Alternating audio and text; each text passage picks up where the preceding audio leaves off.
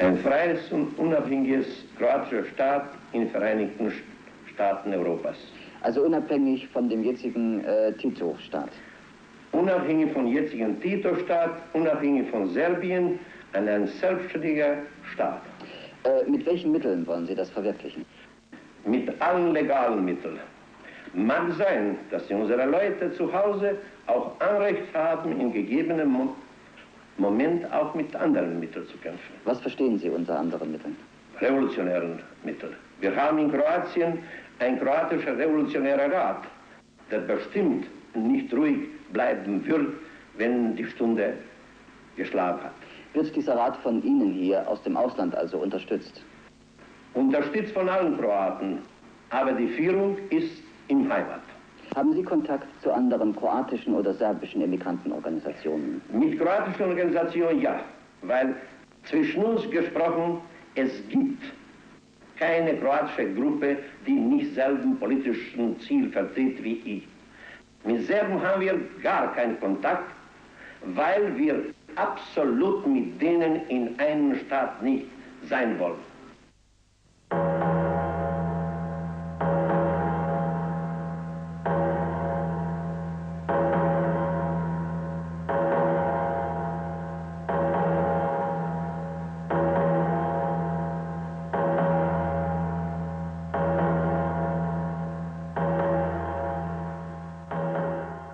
Ante Starčević, otac Hrvatske, utemeljivač genocidne politike prema pravoslavnom srpskom narodu, još u prošlom veku izbacio je krilaticu Bog i Hrvati, koju će u sljedećem veku preuzeti ustaški zločinci u stvaranju velike Hrvatske. Pavelić, vođa ustaša, sada poglavnik nezavisne države Hrvatske.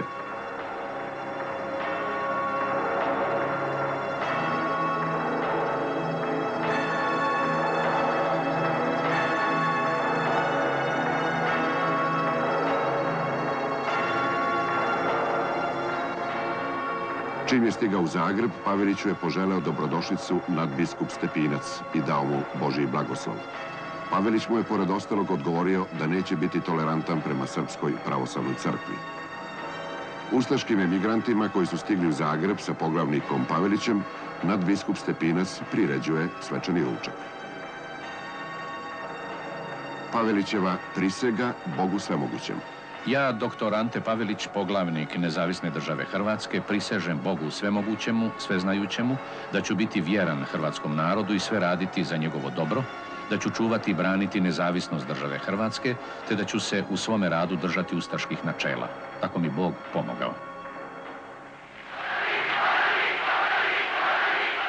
Ja vam mogu reći da će uskoro i ostale granice biti riješene i postavljene, i to na veliko zadovoljstvo cijeloga hrvatskog naroda.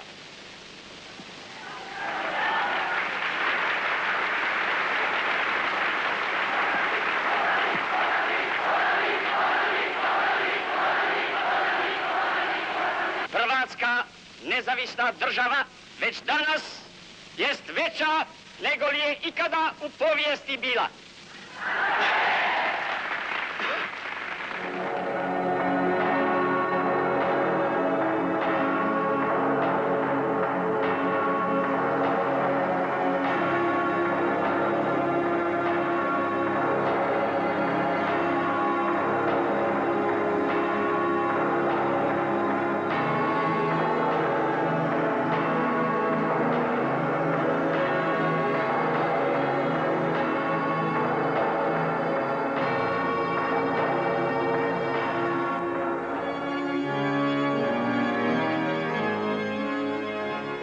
Poslanica nadbiskupa Stepinca 28. aprila 1941.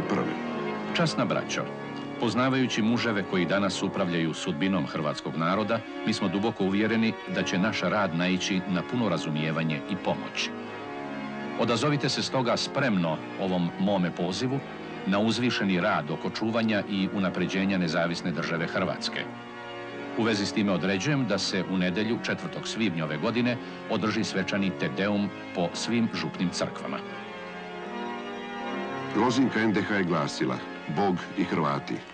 Govorilo se o hrvatskoj rasi i hrvatskoj krvi.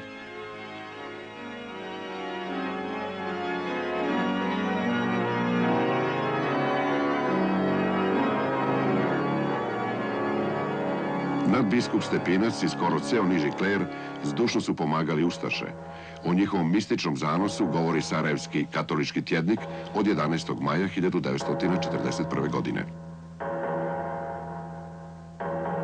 Preko naše nove mlade i slobodne Hrvatske se pojavio na nebu kao znak lik Devičanske Bogorodice. Bogorodica dolazi da poseti Hrvatsku. Ona hoće da u svoj maternji plašt ogrne mladu, ponovo rođenu Hrvatsku, baš na 1000-godišnju obljetnicu katolicizma u Hrvatskoj. Ona opet silazi k nama da bi na zastavi naše slobode zauzela svoje staro mesto. Hrvatska Boga i Marije, starih vremena, ponovo je vaskrsnula. Hrist i ustaše i Hrist i Hrvati zajedno marširaju kroz istoriju.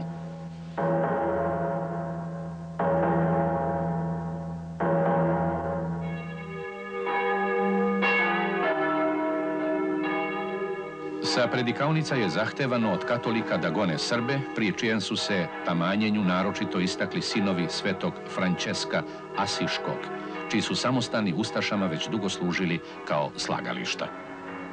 Nemački pisac Karl Heinz Denscher u svojoj knjizi Sa Bogom i fašistima. Provincijal zagrebački fra Modesto Martinčić kaže: Gotovo svi naši bolji samostani po provinciji izgrađeni su kao vojnička uporišta. Katakombe na Kaptolu postaju prvo stjecište urote. Tu je formiran prvi ustaški roj. Ustaški list, Ustaša, broj 3, 1941. Široki Brijeg bio je zločinački centar Ustaša u Hercegovini.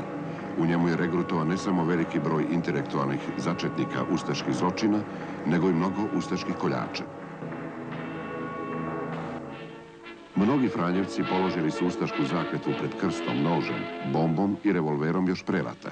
Zaklinjem se Bogom svemogućim i svime što mi je sveto, da ću se držati ustaških načela i pokoravati propisima, te bezuvjetno izvršavati sve naloge poglavnika, da ću svaku povjerenu mi tajnu najstrože čuvati i nikada nikome ništa odati.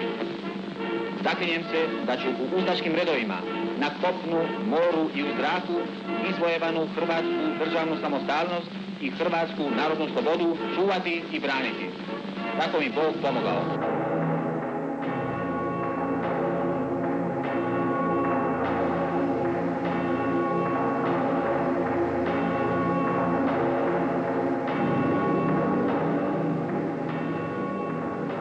Dido Kvaternik, sin vojskovođe Slavka Kvaternika, organizovao je policiju i u tom cilju naoružao bez odabira čak i ljude sa najgorom kriminalnom prošlošću. Walter Hagen.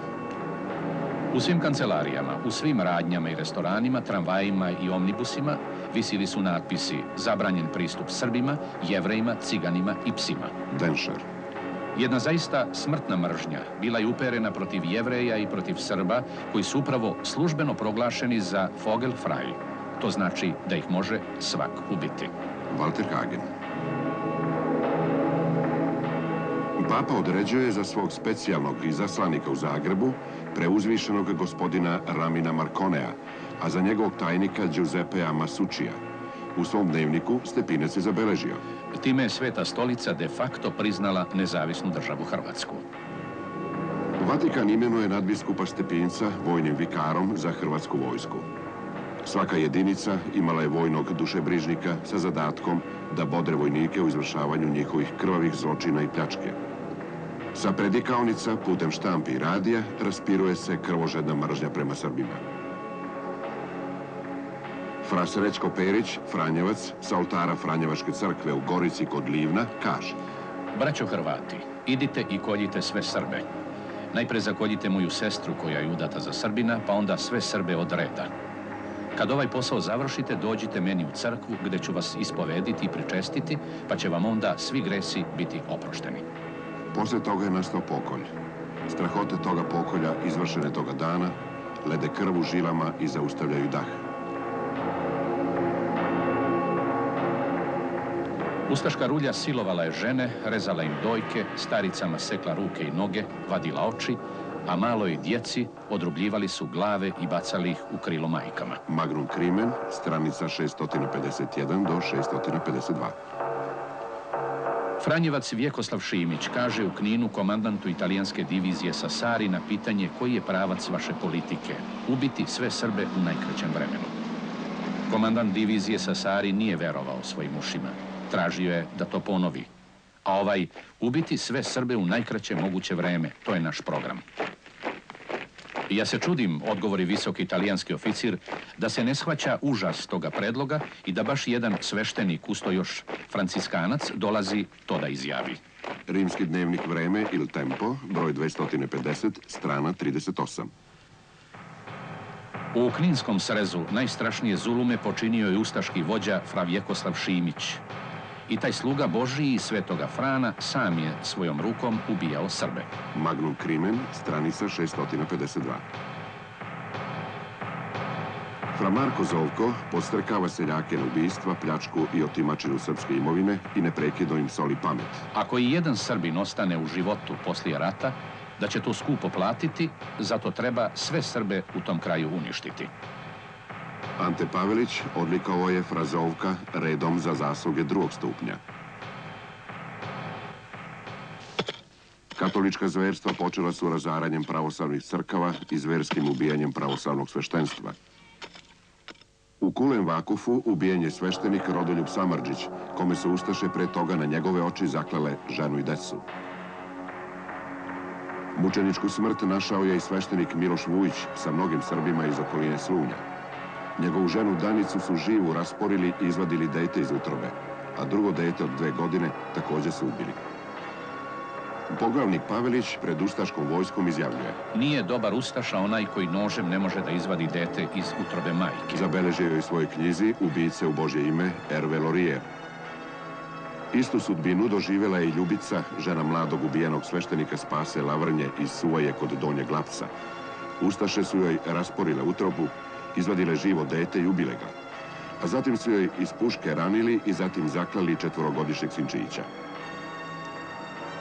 Slepog sveštenika Vukosava Milanovića iz Kulen Vakufa ustaše su naterale da sluša kako mu kolju decu i nagonili ga da kolje ćerku.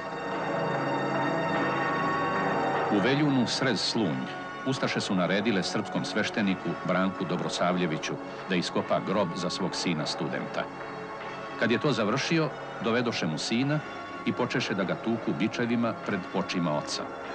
Kad se izgubio, dovedoše ga ponovo svesti, odsekoše mu ruku, oguliše mu kožu sa glave, povezaše ga da bi mu zadržali izliv krvi, izbatinaše ga i okončaše mu život sa udarom čekića u glavu. Onda su oca naterali da poje pravoslavno opelo nad sinom koji se zvao Stefan Dobrosavljević. Za vreme opela otac je 3 puta padao u nesvest, ali je bičem bio nagnan da završi. Naposletku je i on bio ubijen jednim udarom čekića. Il Tempo, broj 38. Ustaše vezaše srpskog sveštenika Bogić Đorđa za jedno drvo. Bičevahu ga do krvi, odrezaše mu uši, nos, jezik i posle mu otesterisaše bradu, podbradak. Pališe mu oči nekom svećom i kad videše da, pored svih muka, žrtva pokazuje znake života, rasporiše mu grudi nožem i opališe jedan metak iz pištolja u taj rez. Il Tempo, svedok Pejanović na saslušanju kod Italijana. Episkopu Platonu u Banja Luci i njegovom pratiocu proti Dušanu Subotiću iskopali su oči dok im je na prsima gorela vatra. Otkinuli su im nos i uši i naposletku im zadadoše smrtni udarac. Karl Heinz Denscher, nemački pisac knjige Sa Bogom i fašistima.